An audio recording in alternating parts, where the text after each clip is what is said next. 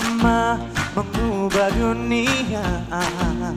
Percaya pada diri demi cita-cita.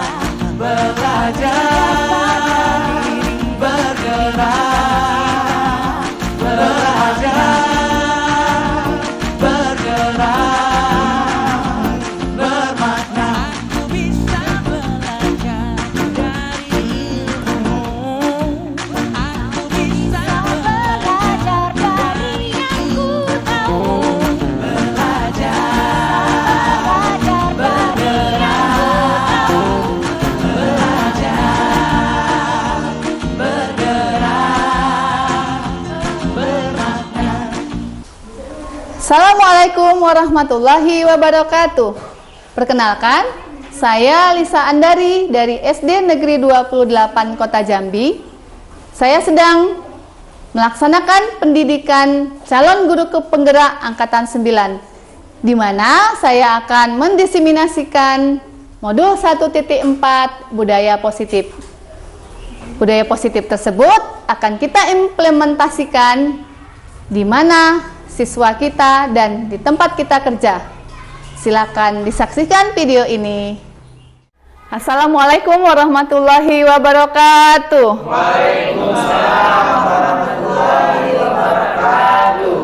Alhamdulillah, di siang hari ini kita bisa berkumpul di ruangan yang sederhana ini. Mudah-mudahan kita semua bisa diberikan kesehatan. Amin, amin ya robbal alamin. Baik Bapak Ibu semuanya, dalam kesempatan ini saya sendiri adalah Lisa Andari SPD, yang mana saya sekarang lagi sedang menjalani pendidikan guru penggerak di angkatan 9. Tujuan saya di sini adalah untuk mendiseminasi modul 1.4, yaitu tentang budaya positif. Baik Bapak Ibu, di dalam kesempatan ini saya akan menularkan atau memberikan materi budaya positif bagi diri kita sendiri dan nanti kita akan menghimbaskan kepada anak didik kita. Tentunya di sekolah kita yang tempat kita mengajar. Salam dan bahagia semua untuk kita semua. Selamat datang pada guru hebat. Mari bersama berkolaborasi, saling mendukung demi mewujudkan disiplin positif.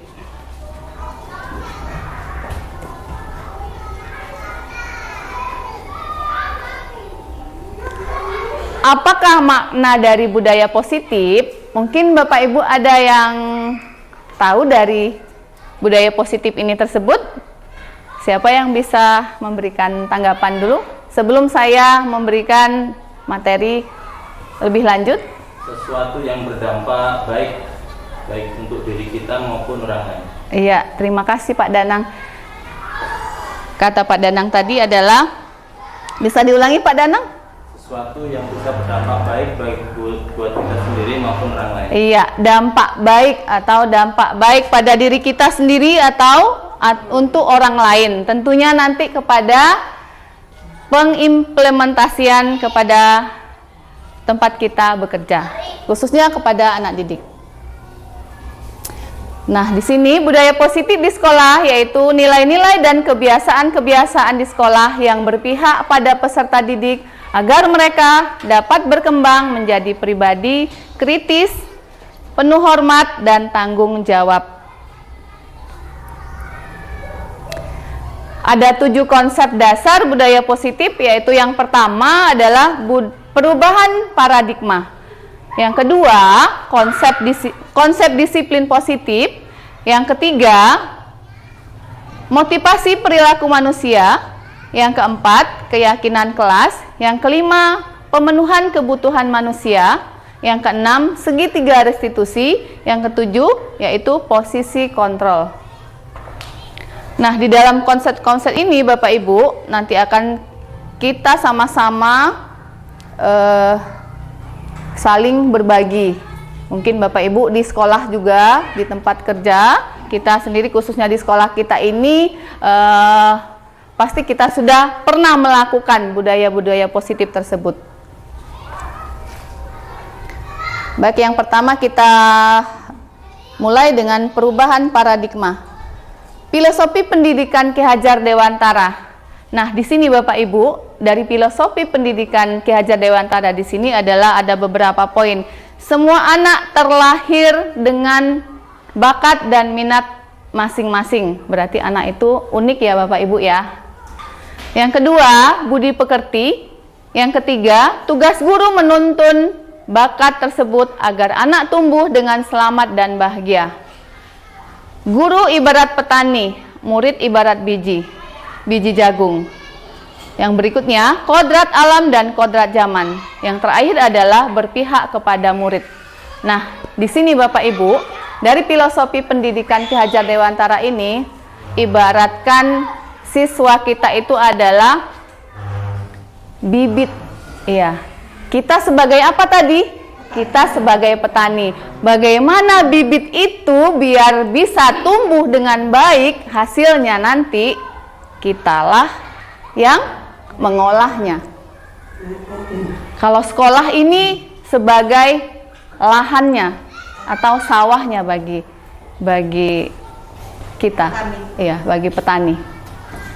Jadi ujung tombaknya adalah kita sebagai petani. Mau dibawa kemana murid-murid kita nanti? Ini adalah dari filosofi pendidikan Ki Hajar Dewantara.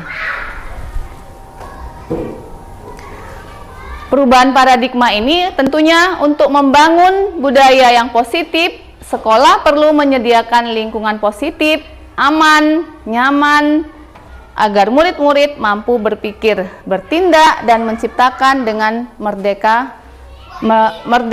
mandiri, dan bertanggung jawab.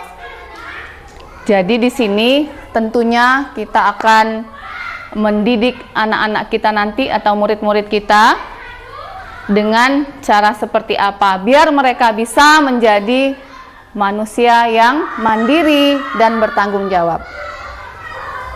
Pembelajaran dengan paradigma baru dirancang berdasarkan prinsip pembelajaran yang berdiferensiasi. Mungkin Bapak Ibu udah pernah dengar ya pembelajaran berdiferensiasi. Siapa yang bisa menjelaskan sebelum saya jelaskan terlebih dahulu? Pembelajaran berdiferensiasi itu seperti apa? Memenuhi kebutuhan murid. Memenuhi kebutuhan murid. Apa yang diinginkan dari murid, guru harus memenuhinya. Iya, berarti kita harus istilahnya untuk fokus untuk melayani murid ya. Kalau dulu adalah sebagai teacher center, kalau sekarang Student center. iya, student center. Kita mengikuti anak, bukan anak mengikuti kita. Iya. Itulah dalam filosofi Ki Hajar Dewantara. Terima kasih Pak Danang. Untuk yang kedua adalah disiplin positif. Kata disiplin sering kita kaitkan dengan tata tertib, teratur, kepatuhan pada peraturan. Kata disiplin juga sering kita hubungkan dengan hukuman. Justru itu sudah salah satu alternatif terakhir dan kalau perlu kita gunakan tidak kita gunakan sama sekali. Ki Hajar Dewantara menyatakan bahwa untuk mencapai kemerdekaan atau dalam konteks pendidikan kita pada saat ini dan untuk menciptakan murid yang merdeka, syarat utamanya adalah harus disiplin diri yang memiliki motivasi internal, maka kita memerlukan pihak lain untuk mendisiplinkan kita. Nah, seperti ini Bapak Ibu. Terkadang kita mau disiplin itu jika tidak ada tekanan ya dari teman atau dari orang lain atau dari pimpinan kita sendiri, terkadang kita lalai nggak? Benar kan Bapak Ibu? Ah ya, contohnya terkadang kita jangan ke orang lain ya, kita koreksi diri aja dulu. Pasti kita juga pernah merasakan seperti itu. Ya. Lanjut yang ketiga yaitu teori motivasi perilaku manusia. Di sini adalah ada motivasi eksternal dan motivasi internal. Tentunya kalau eksternal berarti dari luar. Iya. Kalau internal tandanya dari dalam. Dari dalam itu dari diri kita sendiri. Jika dari luar adalah pengaruh dari lingkungan. Ya, bisa teman sejawat, bisa dari kepala sekolah, seperti itu.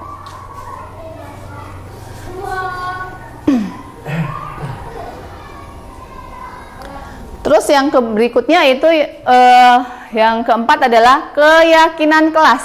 Nah, di sini keyakinan kelas adalah nilai-nilai kebajikan atau prinsip-prinsip universal yang disepakati bersama secara universal, lepas dari latar belakang suku, negara, bahasa maupun agama.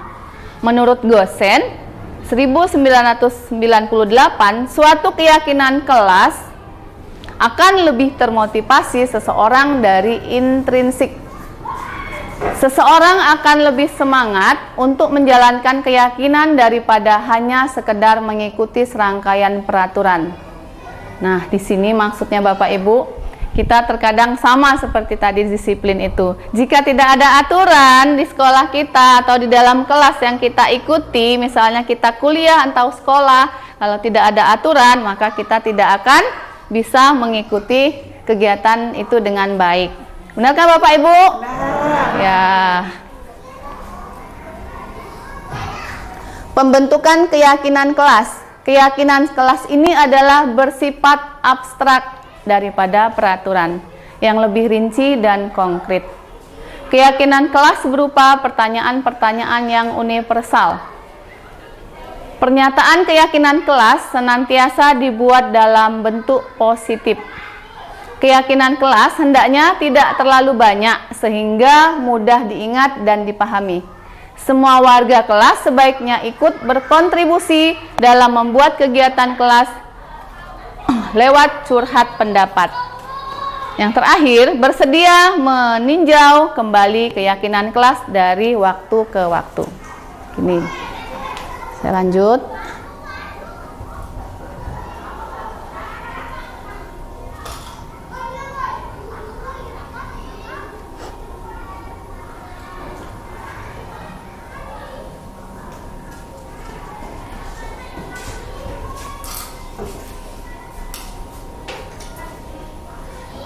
Nah, di sini ada Bapak Ibu perbedaan hukuman dan konsekuensi. Misalnya di situ hukuman, sesuatu yang menyakitkan harus terjadi.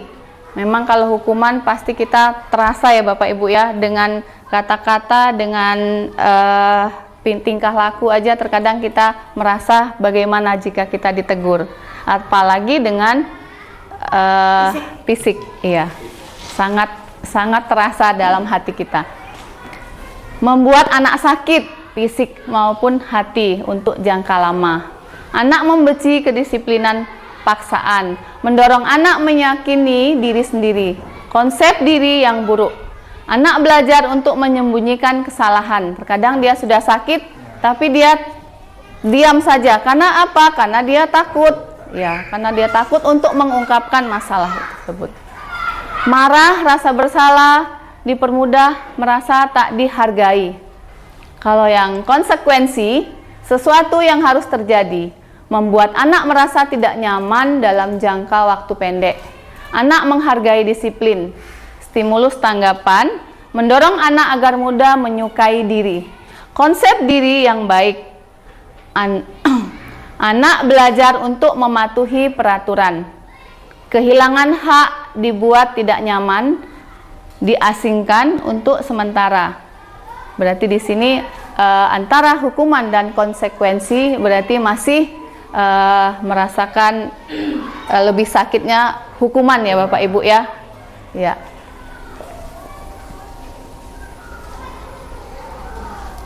Lanjut Bapak Ibu, yang materi kita berikutnya adalah 5 kebutuhan dasar manusia. Di sini ada yang pertama, bertahan hidup. Yang kedua, rasa kasih sayang, rasa diterima, penguasaan, kebebasan, dan kesenangan.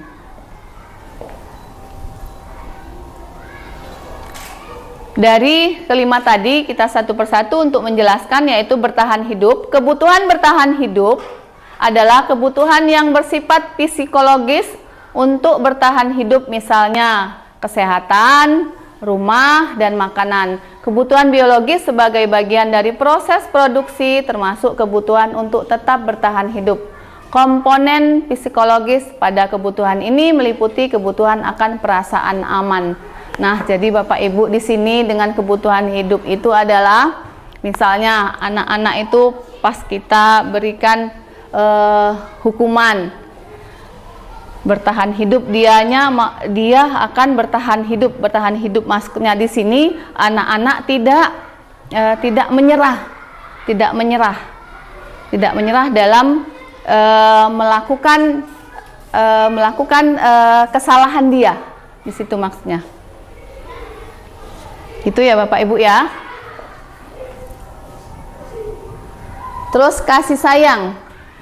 Kebutuhan untuk disayangi dan diterima meliputi kebutuhan akan hubungan dan koneksi sosial, kebutuhan untuk memberi dan menerima kasih sayang, dan kebutuhan untuk merasa menjadi bagian dari suatu kelompok.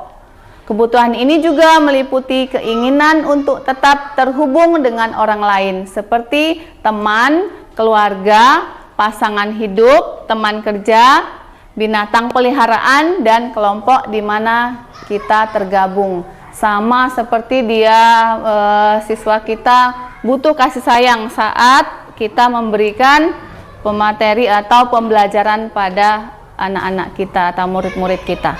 Dia butuh kasih sayang.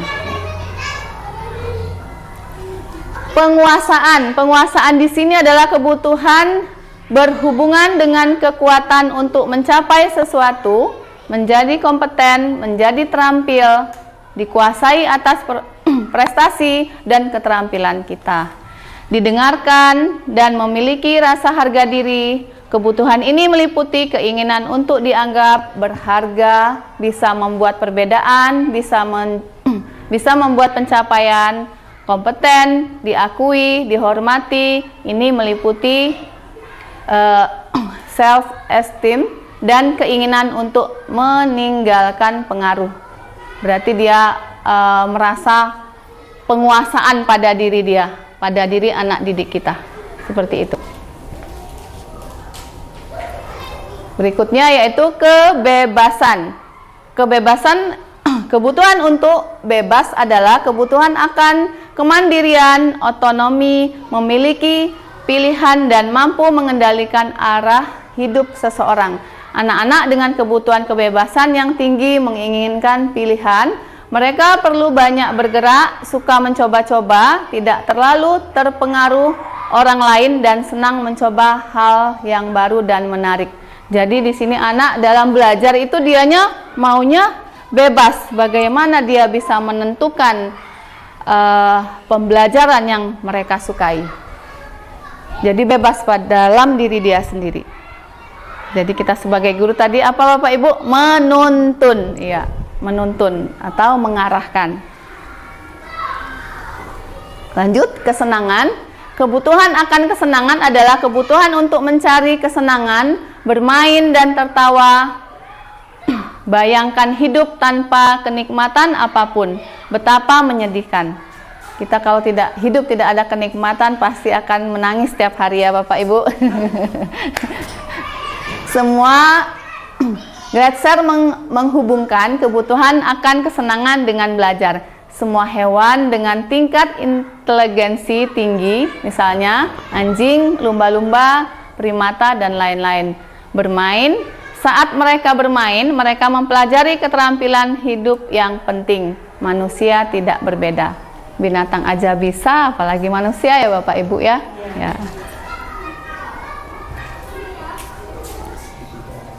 Lanjut, yang keenam adalah segitiga restitusi. Nah, ini segitiga restitusi ujung tombak kita Bapak Ibu. Jika anak-anak kita mempunyai masalah, jangankan di anak didik, kita rasakan dulu aja pada diri kita dan keluarga kita. Segitiga restitusi adalah proses menciptakan kondisi bagi murid untuk memperbaiki kesalahan mereka, sehingga mereka bisa kembali pada kelompok mereka dengan karakter yang lebih kuat. Ada 9 ciri-ciri restitusi. Di sini adalah bukan untuk menebus kesalahan, namun untuk belajar dari kesalahan. Memperbaiki hubungan. Tawaran, bukan paksaan. Restitusi mencari kebutuhan dasar yang mendasari tindakan. Restitusi diri adalah cara paling baik untuk memperbaiki diri. Restitusi fokus pada karakter, bukan tindakan. Restitusi menuntun untuk melihat ke dalam diri. Restitusi fokus pada solusi. Restitusi mengembalikan murid yang berbuat salah pada kelompoknya. Jadi jika anak itu ada masalah Bapak Ibu, kita tidak boleh langsung menghukum. Caranya dengan bagaimana? Caranya dengan menggunakan segitiga restitusi. Kan saya jelaskan nanti. Nah, di sini ada segitiga restitusinya Bapak Ibu di tengah-tengah. Terus ada validasi tindakan yang salah, menstabilitaskan identitas, menanyakan keyakinan. Nah, di sini menstabilkan identitas itu adalah setiap orang pasti pernah melakukan kesalahan. Ya, Bapak Ibu ya. Tidak luput dengan kesalahan. Benar. Ya. Kamu bukan satu-satunya yang pernah melakukan ini. Jadi, jika anak nanti ada yang bermasalah, kita gunakanlah restitusi segitiga ini. Pak Dwi. Oh, udah, ya. Nah, itu adalah kita menstabilkan identitas. Terus yang validasi tindakannya bagaimana? Kamu tentu punya alasan mengapa kamu melakukan itu. Misalnya di sini kan dia bersalah ya Bapak Ibu ya. Yang di bawahnya caranya bagaimana? Adakah cara yang lebih efektif untuk mendapatkan apa yang kamu butuhkan? Misalnya anak di sini datang terlambat ya Bapak Ibu ya. Datang terlambat, kita langsung menggunakan restitusi segitiga tersebut. Jadi anak Ibu, kenapa anak Ibu pagi ini datang terlambat? Jadi jangan langsung kita hukum dengan bahasa. Jangan kita langsung menghukum. Kita gunakanlah restitusi segitiga ini. Kenapa anak Ibu terlambat pada hari ini? Iya Ibu, karena kami bangun kesiangan. Oh, mari anak Ibu ke ruangan Ibu, kita bimbing dengan cara seperti ini. Datang kesiangan tidurnya.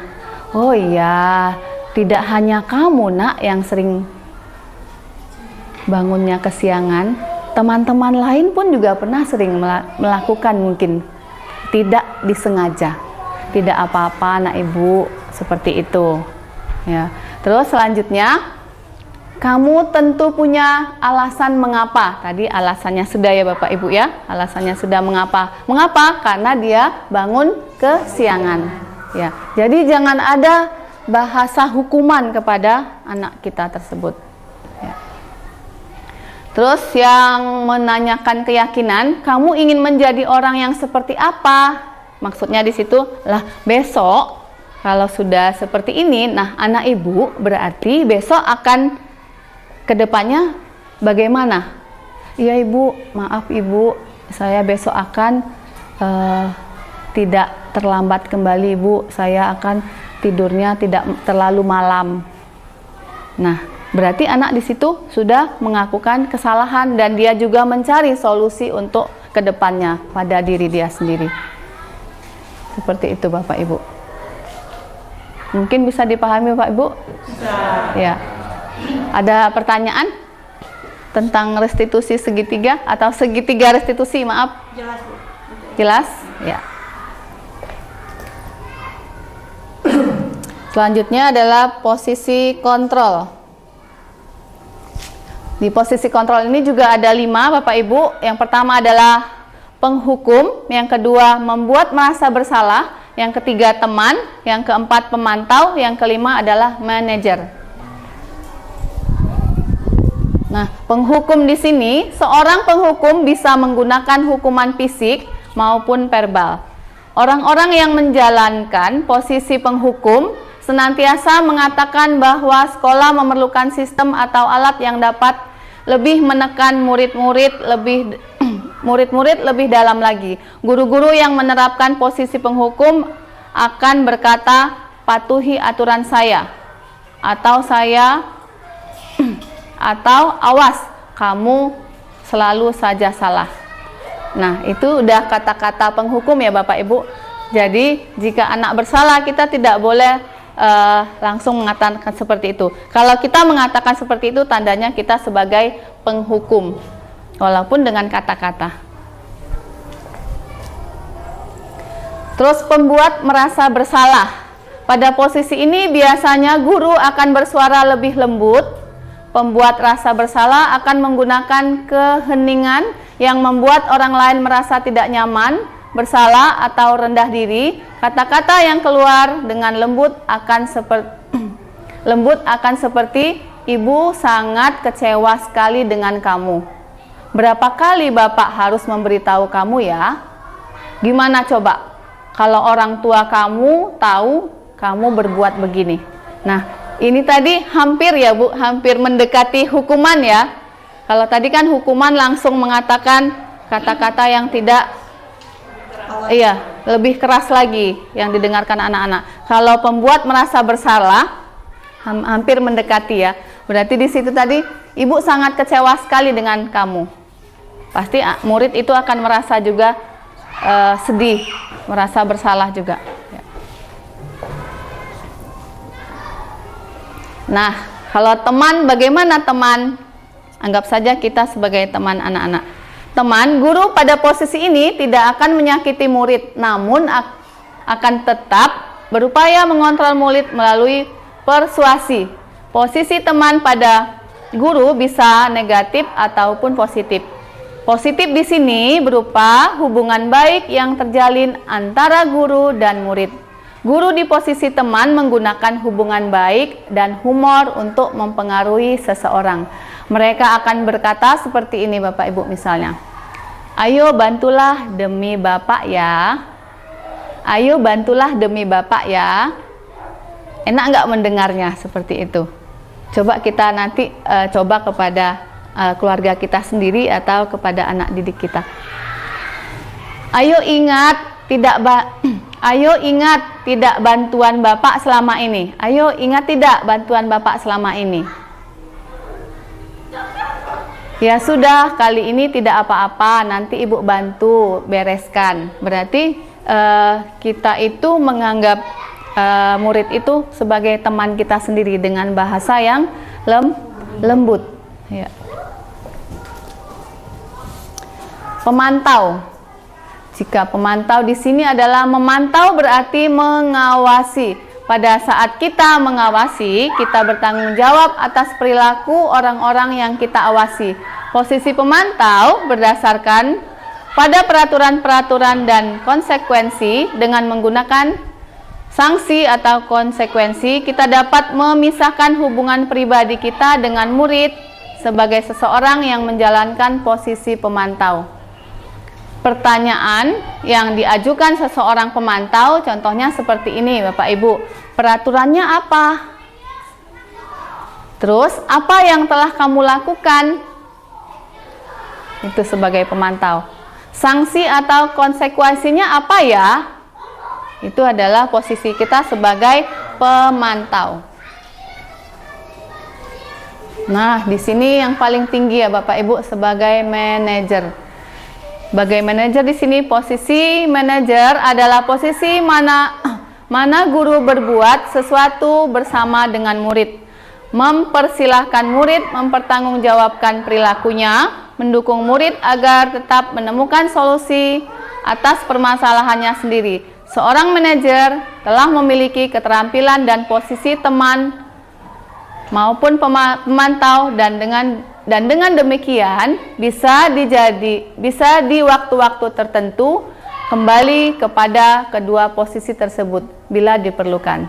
Namun, bila kita menginginkan murid-murid kita menjadi manusia yang merdeka, mandiri dan bertanggung jawab, maka kita perlu mengacu kepada restitusi yang dapat menjadikan murid kita seorang manajer bagi dirinya sendiri.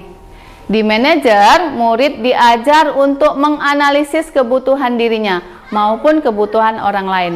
Di sini penekanan bukan pada kemampuan membuat konsekuensi, namun dapat berkolaborasi dengan murid bagaimana memperbaiki kesalahan yang ada. Seorang manajer akan berkata, apa yang kita yakini? Kembali ke keyakinan kelas. Nanti ada keyakinan kelas Bapak Ibu. Apa yang kamu meyakininya? Jika kamu meyakininya, apakah kamu bersedia memperbaikinya?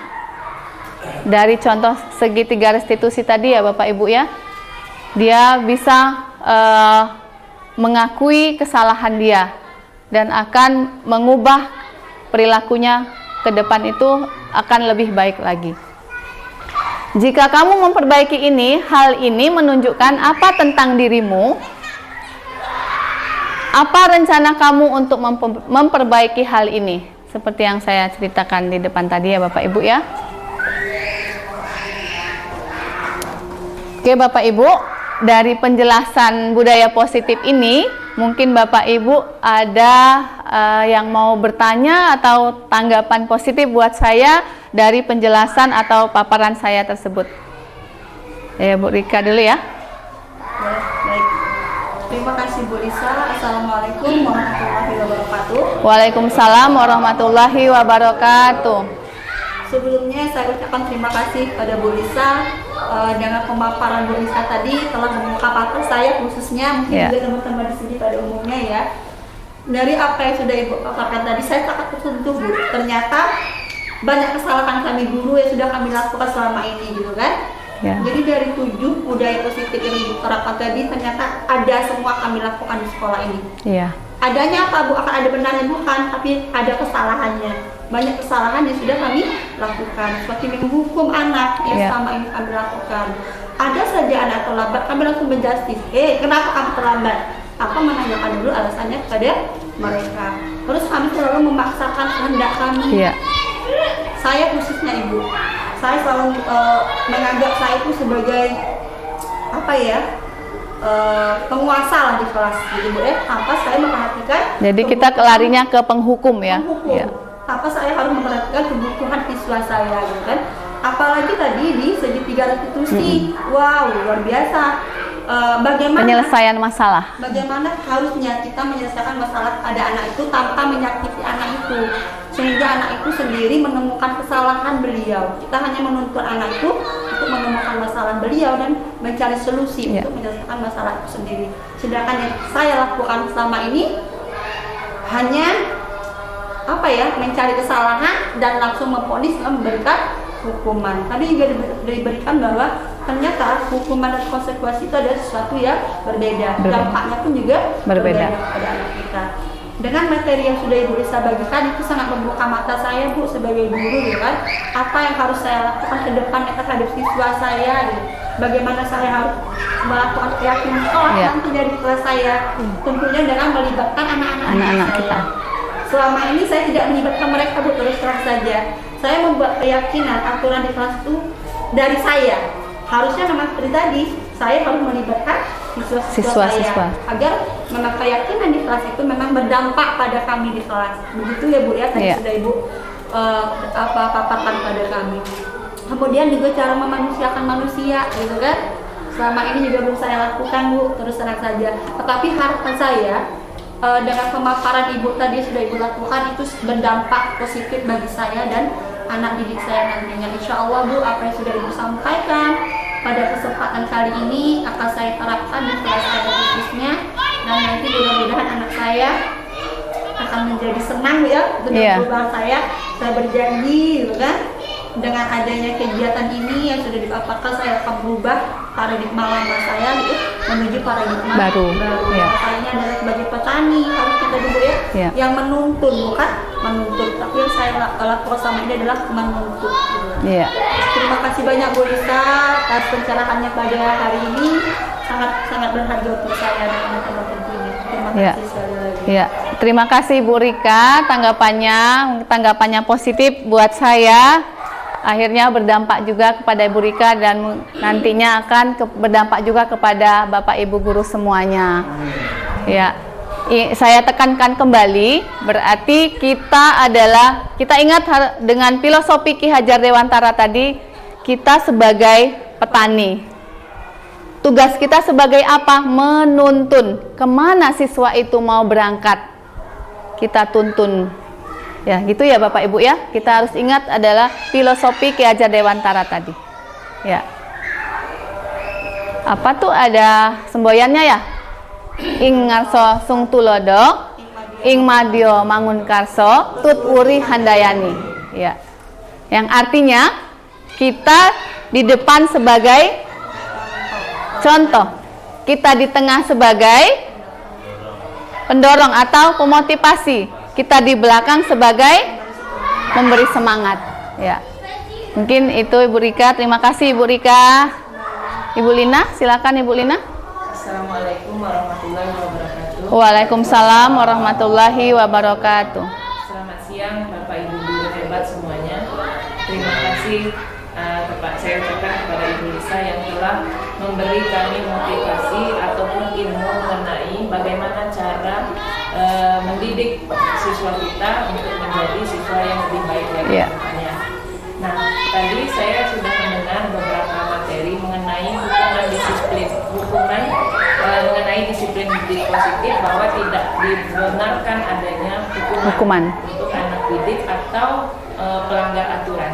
Nah, apakah hal yang sama juga berlaku bagi siswa atau orang yang menaati aturan? Apakah mereka akan diperbolehkan untuk mendapat seperti reward, penghargaan, karena mereka telah berbuat baik, telah disiplin dan menaati aturan yang ada di sekolah kita ini. Yang ingin saya tanyakan itu Bu, terima kasih. Mudah-mudahan apa yang Ibu sampaikan bisa kami terapkan di dunia pendidikan kami saat ini. Ya, terima kasih. Waalaikumsalam warahmatullahi wabarakatuh. Terima kasih Bu Lina atas pertanyaannya. Baik Bapak Ibu semuanya, saya akan menjawab pertanyaan dari Ibu Lina tadi. Bagaimana yang harus kita lakukan? Kita sebagai guru melakukan, siswa ini sudah mentaati aturan dan kita memberi reward. Seperti itu maksudnya Ibu Lina? Iya. Nah, di dalam siswa yang sudah melakukan kegiatan budaya positif tersebut di sekolah, kita memberi reward sebenarnya boleh-boleh saja. Tetapi dengan reward apa? Dengan restitusi segitiga tadi, kita rewardnya dengan bahasa yang baik, yang bisa memotivasi kepada siswa. Iya, berupa bahasa yang pas, bisa menyenangkan pada diri anak tersebut. Iya, benar Ibu Rika, sebagai pujian. Ya, jadi kita tidak misalnya seperti ini, kita memberi reward itu contohnya kita memberikan selembar uang ya. Nah, selembar uang itu akan berdampak negatif nantinya. Iya, ya. Baik Bapak Ibu, masih ada lagi Bapak Ibu yang mau bertanya atau tanggapan positif? Silakan Ibu Ari. Assalamualaikum warahmatullahi wabarakatuh. Waalaikumsalam warahmatullahi wabarakatuh. Selamat siang semua teman-teman guru hebat, dan saya ucapkan terima kasih kepada Ibu Lisa Andari karena telah diberikan materi yang menambah pengetahuan saya. Jadi saya mau bertanya sedikit. Kita sebagai guru kan makhluk manusia biasa. Iya, manusia. Memiliki titik lemah, memiliki kesabaran. Jika kita menghadapi siswa yang luar biasa kenakalannya dan karakternya yang tidak bisa diberi teguran yang bersifat lembut. Sehingga kita guru bisa mengeluarkan kata-kata yang Ibu bilang tadi, penghukum. Karena dalam kata-kata itu anak menjadi lebih bisa Don. nurut. Tetapi kita sudah membuat mental anak itu down. Iya. Tetapi di sini saya mau bertanya, apakah ada tindakan di luar dari segitiga restitusi itu untuk menghadapi tingkah atau sikap anak yang tingkat kenakalan dan karakternya yang luar biasa? Oh iya. Terima kasih Iya. Ibu Iya. Isa. Assalamualaikum warahmatullahi wabarakatuh. Ya. Wabarakatuh. Terima kasih Bu Ari atas pertanyaannya. Saya akan menjawab pertanyaan dari Bu Ari. Tadi di sini jika anak kita mempunyai masalah, kita menggunakan segitiga restitusi. Tetapi Ibu Ari mempunyai anak mungkin yang luar biasa ya, yang luar biasa Ibu Ari ya. Bagaimana caranya? Ada tidak caranya di luar segitiga restitusi? Iya. Kalau menurut saya di sini Bu Ari memang mengatasi masalah itu dengan dari budaya positif ini ya melalui segitiga restitusi. Tapi kata Bu Ari tadi tidak sudah melakukan hal yang seperti itu, sudah mengeluarkan kata-kata yang lembut, kata-kata yang menurut kita sudah terlalu sama anak, sudah merangkul, tapi anak tersebut juga masih belum juga berubah ya, seperti itu mungkin Bu Ari ya. Nah, kalau menurut saya seperti ini Bu Ari, kita sudah belum untuk mengundang orang tuanya ke sekolah, kita sudah pernah undang belum? Kalau yang anak yang tingkat kenakalan yang luar biasa, biasanya kalau sudah ini kita panggil orang tuanya Bu, kita Iya. Berdiskusi Iya. dengan sikap dan tingkah laku anak di sekolah tadi. Iya. Seperti itu. Sudah pernah dipanggil? Iya. Kalau menurut saya kita memang harus guru, siswa dan orang tua ini tidak bisa dipisahkan. Tiga ini tidak bisa dipisahkan. Jadi jika anak kita ada bermasalah yang seperti Bu Ari tadi, kita harus panggil orang tuanya, kita cari latar belakangnya, bagaimana anak ini di rumah, bagaimana perlakuan ayah bundanya di rumah. Kita kan pendidikan yang pertama adalah di rumah. Di sekolah kita tinggal meneruskan, menambah kreativitas siswa kita. Nah, setelah kita panggil orang tuanya, kita cari latar belakangnya tadi, kita ceritakan anak ini bagaimana, dan orang tua itu juga kita minta untuk bercerita bagaimana perlakuan orang tua tuh di rumah seperti apa. Insya Allah nanti akan ketemu Bu Ari. Tapi memang benar-benar kita continue ya Bu Ari. Jika orang tuanya memang sudah berbuat juga seperti Bu Ari, kita nyari jalan lain lagi, maksudnya biar kita bisa menemukan masalah ini. Maaf ya, misalnya contohnya saya sendiri, saya sudah pernah mengalami anak yang seperti itu. Bahkan dia ke sekolah pun neneknya kalau tidak masuk kelas dia tidak mau sekolah. Jadi jika dia tidak mau menulis, kata dia tidak mau menulis, ya sudah nggak mau menulis. Tapi kan maksudnya nenek harus menulis. Sampai kata-kata kotor atau bahasa yang tidak harus dikeluarkan anak itu keluar. Bahkan nenek pun pernah jatuh ditendang sama anak tersebut. Solusinya saya seperti ini. Sudah saya cari latar belakangnya dari orang tua, dari ayah bundanya maksudnya, terus dari pemangku kepentingan kita. Pemangku kepentingan kita tentunya kepala sekolah ya Bu Arya. Kita ajukan dulu atau kita ceritakan dulu kepada kepala sekolah bagaimana anak ini kita selesaikan biar anak ini bisa menjadi anak yang karakternya bisa lebih baik lagi. Ada pertanyaan? Cukup? Ya, baik. Alhamdulillah diseminasi budaya positif yang saya implementasikan atau yang saya berikan kepada Bapak Ibu, mudah-mudahan budaya positif ini bisa kita terapkan pada diri kita sendiri, pada keluarga, pada murid-murid kita di sekolah tentunya. Saya berharap Bapak Ibu kita sama-sama nanti akan menghadapi masalah. Bagaimana cara kita untuk memecahkan masalah tersebut. Alhamdulillah. Baik Bapak Ibu, mungkin cukup di sini.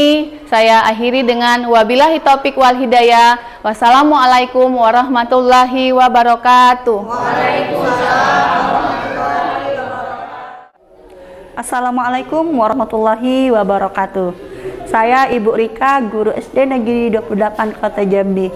Saya ingin mengucapkan terima kasih kepada Ibu Lisa Andari yang telah mendiseminasikan modul 1.4 budaya positif pada kami pada hari ini.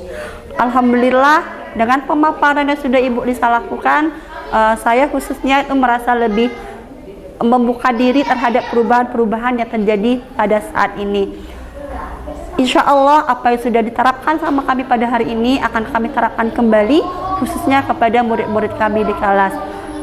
Materi yang sudah Ibu Lisa paparkan membuka mata kami bahwa bagaimana seharusnya kami harus memperlakukan murid-murid kami di kelas. Apa yang harus kami lakukan ketika kami menghadapi permasalahan-permasalahan di kelas. Apa posisi kami ini, bagaimana sebenarnya, bahwa guru itu hanyalah sebagai seorang penuntut bagi muridnya, bukan penuntut bagi siswanya. Guru sebagai petani yang ingin menumbuhkan benih-benih itu menjadi benih yang baik seharusnya. Alhamdulillah, dengan diseminasi budaya positif yang sudah Ibu Lisa berikan pada kami, membuka mata kami tentang dunia pendidikan saat ini. Sekali lagi saya sangat berterima kasih pada Bu Lisa terhadap apa yang sudah Ibu Lisa berikan pada kami hari ini. Terima kasih Bu Lisa. Wassalamualaikum warahmatullahi wabarakatuh. Assalamualaikum warahmatullahi wabarakatuh. Waalaikumsalam warahmatullahi wabarakatuh. Alhamdulillah. Terima kasih anak-anak hebat sudah menjawab salam Ibu Lisa. Baik, pada kesempatan ini kita mau membuat keyakinan kelas ya. Apa itu keyakinan kelas? Iya, boleh dikatakan dengan dulu tata tertib kelas. Nah, sekarang kita katakan dengan keyakinan kelas. Nah, sebelum kita mulai, mari kita biar semangat ya anak-anak Ibu ya, biar ada inisiatif atau di dalam pikiran kita nanti keyakinan kelas apa yang akan kita buat sama-sama. Oke? Iya, tepuk semangat. Semangat. Terima kasih anak-anak hebat. Nah, perhatikan. Di sini kita akan membuat keyakinan kelas. Keyakinan kelas adalah metode untuk menimbulkan kembali disiplin positif yang didasari oleh motivasi dari dalam diri siswa. Siswa itu siapa? Tentunya anak-anak Ibu semua, ya kan? Iya. Kenapa keyakinan bukan peraturan? Perhatikan. Tujuan di sini membentuk karakter yang positif anak melewati atau melalui kebiasaan-kebiasaan yang positif. Contohnya perilaku yang positif, tandanya perilaku yang baik ya. Iya, serta keteladanan dari seluruh warga sekolah. Warga sekolah siapa saja? Guru, kepala sekolah, siswa, ya, itu adalah seluruh warga sekolah. Agar menumbuhkan adanya semangat belajar kepada anak-anak Ibu semua. Nah, mungkin contoh dari keyakinan kelas di sini. Coba anak Ibu sebutkan ini. Gambarnya, analisis. Iya, membuang sampah pada tempatnya. Terus yang di sebelah kanan? Iya, mendengarkan Bapak Ibu guru saat menjelaskan pelajaran. Lanjut, yang di bawahnya? Iya, tidak datang terlambat. Sip. Di bawahnya? Iya, mengikuti upacara bendera. Loh, yang ini apa ya? Iya, tidak membuang sampah sembarangan. Selanjutnya? Iya, melaksanakan piket kelas. Yang ini? Tidak ya? Iya, tidak membuli atau tidak boleh menyakiti teman. Nah, dari keyakinan-keyakinan kelas contoh di sini, nanti anak Ibu akan membuat keyakinan kelas dari diri anak ibu sendiri ya. Paham anak ibu? Ya. Nah, di sini langkah-langkah membuat keyakinan kelas bagaimana? Tanyakan kepada siswa masalah atau harapan. Nah, berarti harapan anak ibu itu bagaimana biar kelas kita bisa nyaman, tertib kita belajar. Apa yang kita inginkan biar kelas itu nyaman, tertib, kita bisa belajar dengan tertib, dengan tenang, nyaman di kelas itu. Apa keinginan anak ibu? Nanti kita akan buat keyakinan kelas tersebut ya.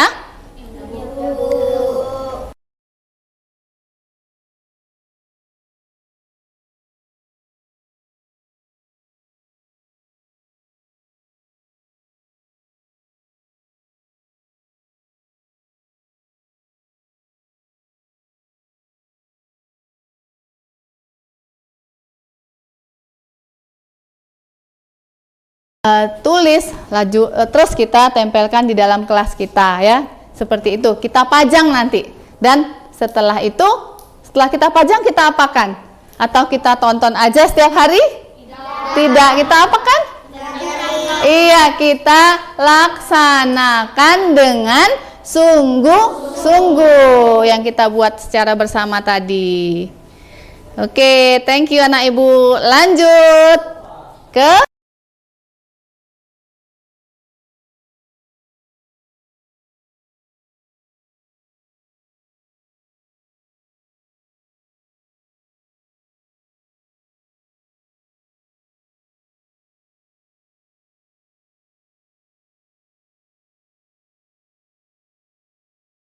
inginkan.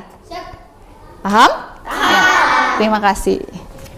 Yang perempuan pink ya. Yang laki-laki kuning. Terima kasih, Bu. Iya. Boleh langsung ditulis. Nanti setelah itu anak ibu tempel ya. Itu sudah kita sediakan. Iya. Sayang.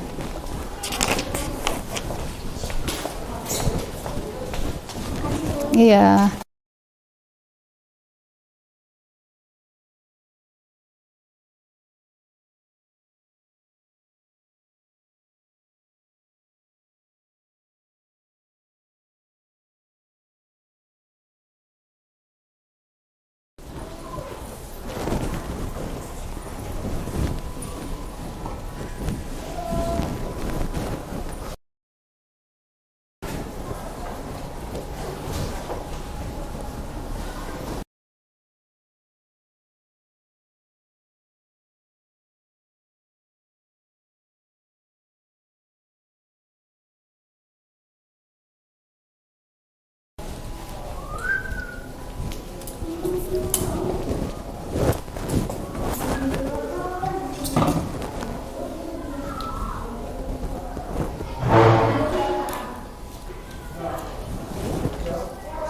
Siapa yang sudah?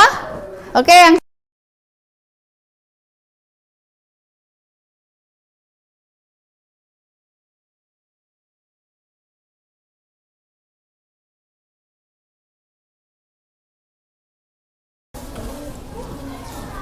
ya.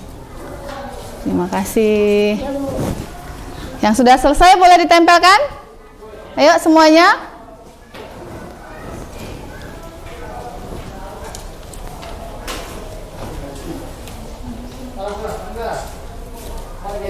Iya. Ya.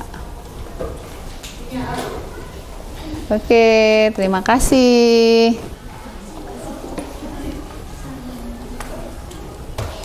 Terima kasih. Ini miring. Begini aja. Oh, anak ibu terbalik ya, ada apa-apa gini. Nah. Yuk. Sudah semua? Ya, tidak apa-apa, kita tunggu ada 2 teman kita lagi.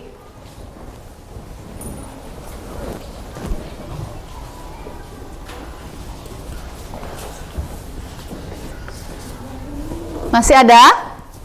Ya. Iya.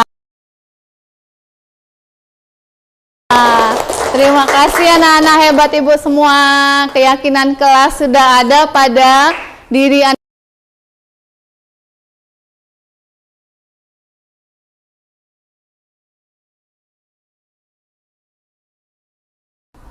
Melanggar aturan kelas.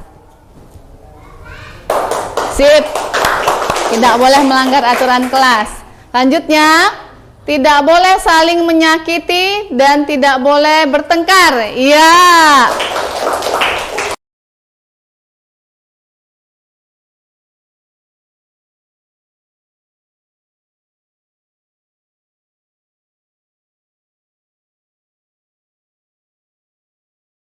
Selanjutnya, di kelas tidak datang terlambat.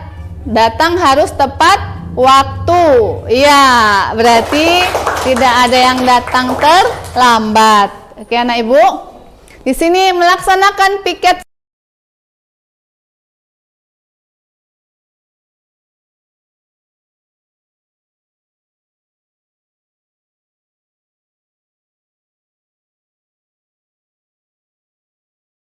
seperti tadi ya. Ya, berarti sudah berapa itu keyakinan kelas kita? Sudah 5. Selanjutnya piket kelas masih ada juga yang sama. Kita jadikan satu aja ya. Tadi yang piket juga sudah ada. Tidak mengejek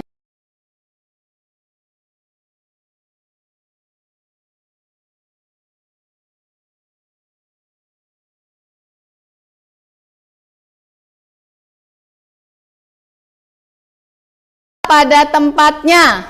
Iya, ada berapa keyakinan kelas kita? Ada berapa? Sudah ada 6. Terus yang satu lagi tidak.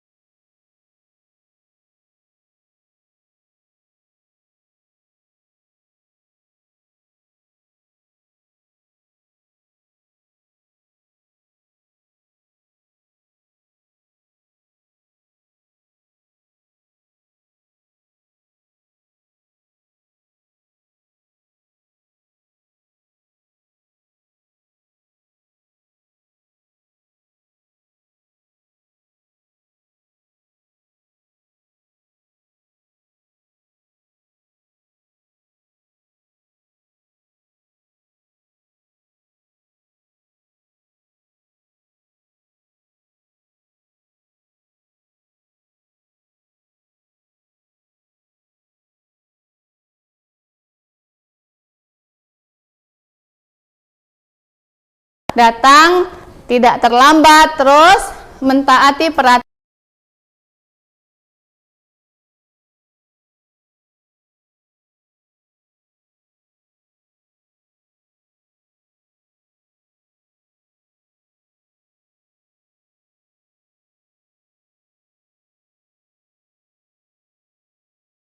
Janji? Iya, kita harus mempunyai disiplin pada diri kita sendiri agar kita bisa konsekuen untuk melaksanakan keyakinan.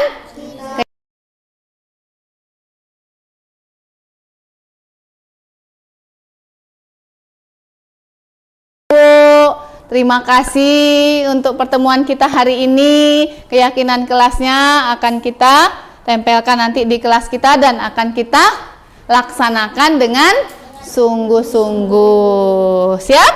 Siap. Ya, terima kasih Bu Guru. Akhiri dengan wabillahi taufiq wal hidayah. Wassalamualaikum warahmatullahi wabarakatuh. Waalaikumsalam. Ya. Assalamualaikum.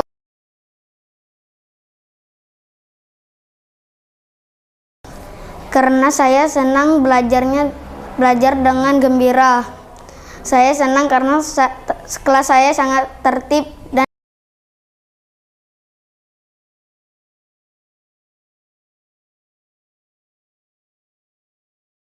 mereka semuanya. Assalamualaikum. Perkenalkan, nama saya Siva. Dengan adanya keyakinan kelas saya menjadi bersih, indah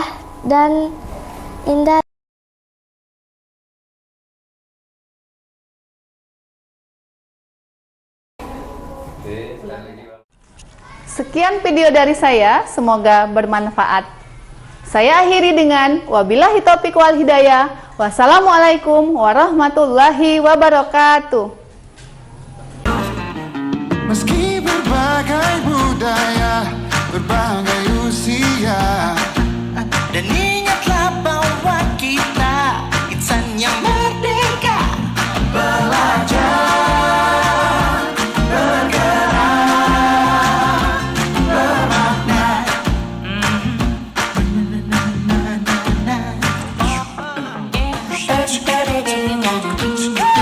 Dengan demikian berakhir sudah Pesta Pendidikan 2018. Ya, terima kasih buat semua pihak yang sudah berkontribusi dalam gerakan semua murid, semua guru, dan juga tim studi.